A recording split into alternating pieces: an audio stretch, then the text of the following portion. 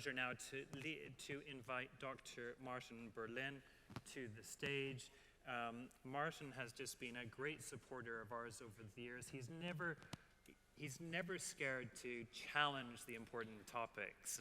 And again, you're here with us today to look at disruption and on the title COVID, a never before seen catalyst for innovation. Martin, who leads the real estate, hospitality and leisure practice for PwC's Middle East practice, thank you for joining us. And thank you for being such a great partner of ours. Thank you. It is actually a pleasure to be back on stage after, I counted it, like 19 months that I was last on any stage.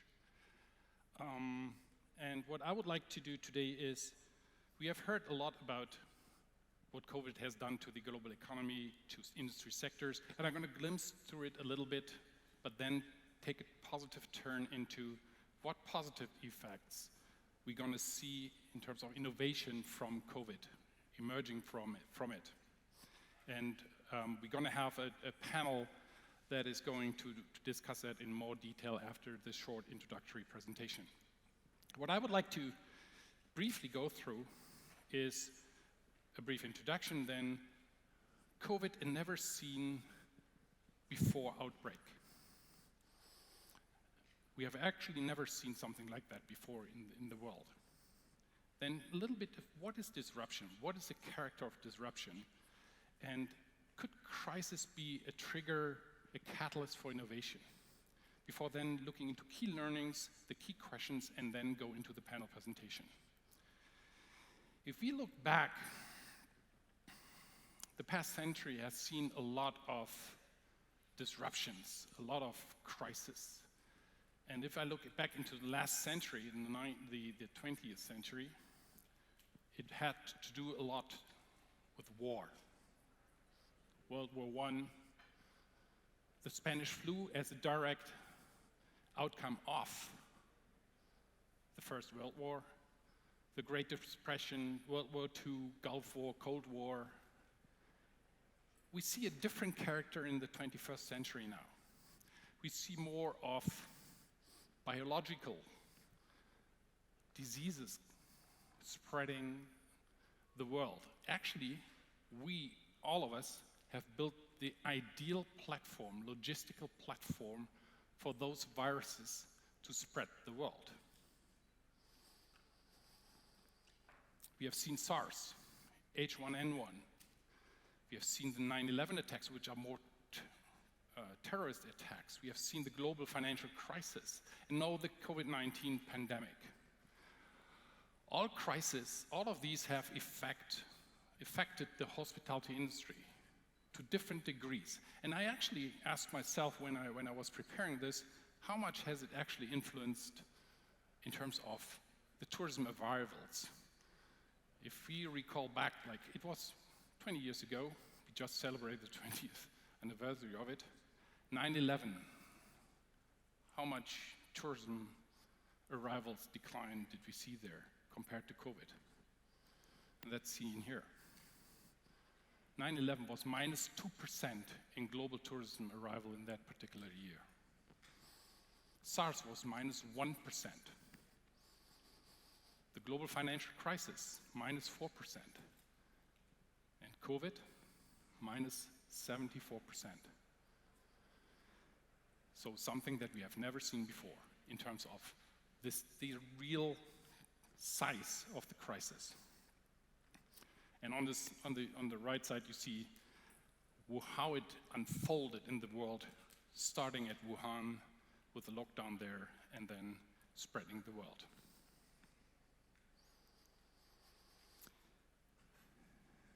A couple of snippets of figures. We just saw the 74% in terms of decline in international tourism visits. It was a 1 billion loss in tourist arrivals in 2020. A 1.3 trillion US dollar loss in tourist receipts. 11 times income loss of the 2009 economic crisis. So by far, a completely different scale. Over 2 trillion US dollar in loss of global GDP. And 100 to 120 million jobs in the tourism industry at risk or lost. These figures show us the dimension of the COVID pandemic purely in figures.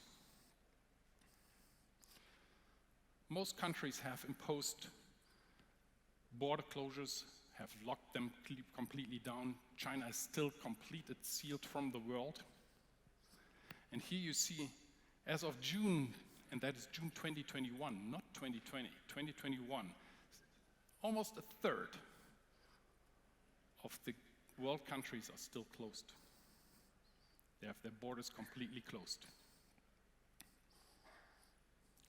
So this is quite significant if you consider the amount of travel that we have seen before. We are actually thrown back in terms of air travel to the 80s. We touched upon this in a former panel. What does it mean for the real estate transaction? And hospitality is one of the real estate assets in there. And you see that 19 versus 20, you see a 65% decline in transactions. The good news was, when I look at the total volume of 28 billion US dollar, that I heard a figure of 13 billion this year already. So we are on an upward trend already, which is good, which shows us all resilience of the industry already emerging, which is great. A couple of figures here on Riyadh and Dubai on retail, office, and residential, all are red, all are negative.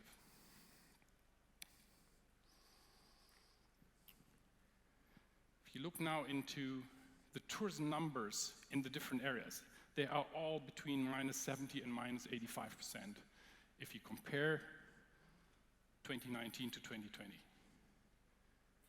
which is a staggering figure. These are billions of travelers, of travel arrivals. And as you can see, as I said, in 2020 we had 390 million, which is actually lower than 1990 with 430. So we are currently, from a tourist arrival perspective, in the 80s with an infrastructure that can serve a multiple of the tourist arrival that we currently see.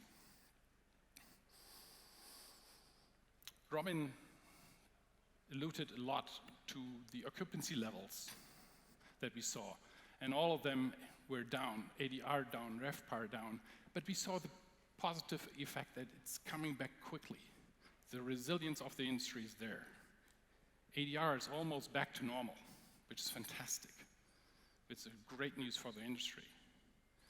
But across all territories, you saw occupancy, ADR, and RevPAR significantly down versus the year before.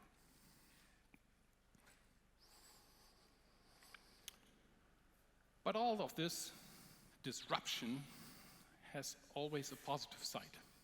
It triggers innovation.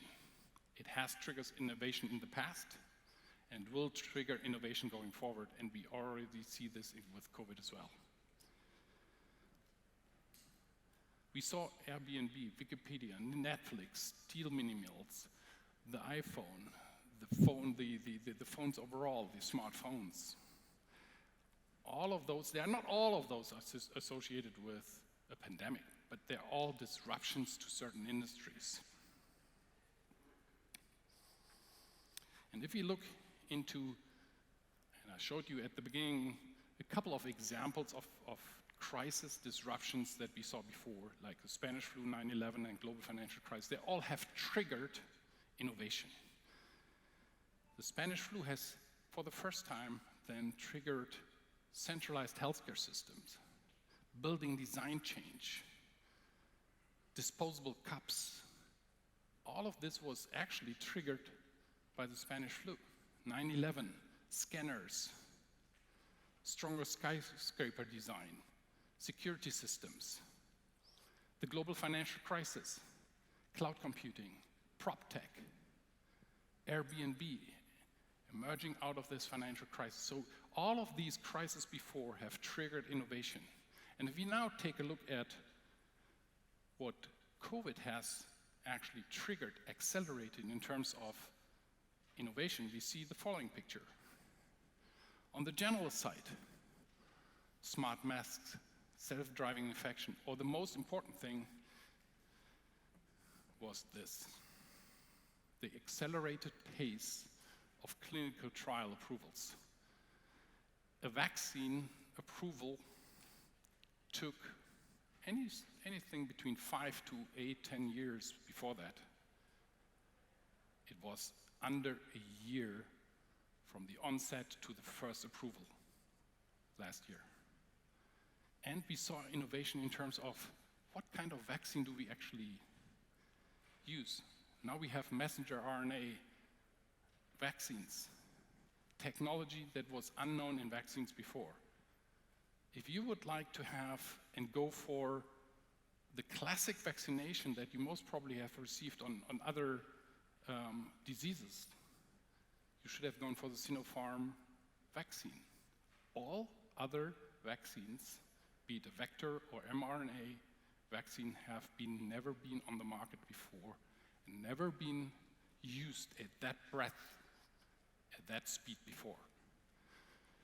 So true innovation on the general level. I'm not saying that this was not there before, but COVID served as a huge accelerator to it. On the real estate, touchless doors, elevator panels, I see it in my own office. We actually moved offices during COVID. We now have touchless doors, we have a completely different setup that is tailored to social distancing. So the office design has actually changed due to COVID. Multifunctional spaces, spaces for homeless people, automation, prop tech, the emergence of prop tech we saw about 10 years ago. Now it has been accelerated big time. And then F&B, smart hotels, virtual tours, contactless airport services, online F&B service. F&B went touchless within a couple of months.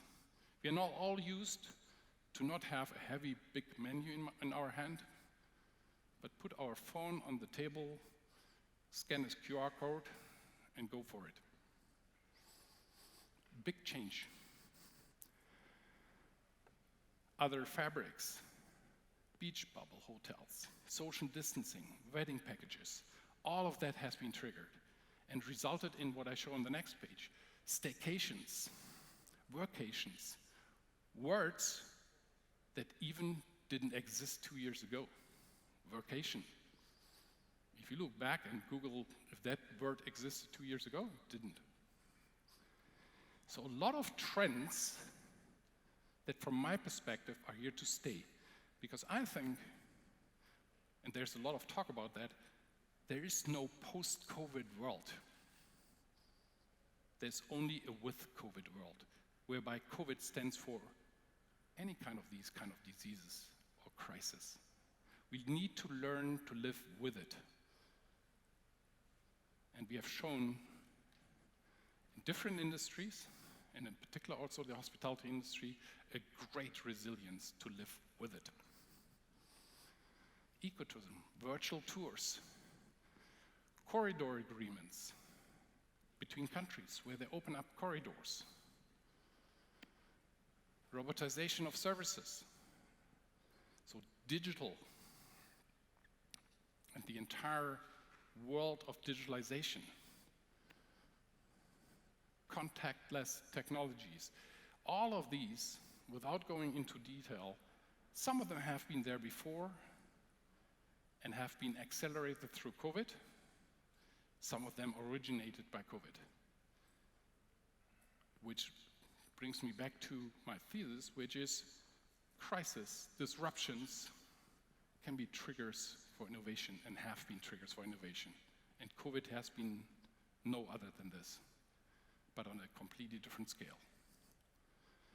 That leads obviously to a number of different questions, which I've just randomly listed here, which we're going to now discuss in a panel discussion that I invite 4 people to join me here on stage in a minute.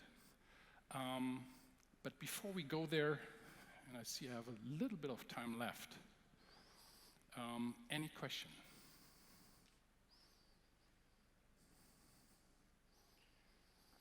If not, I think we should proceed to the panel.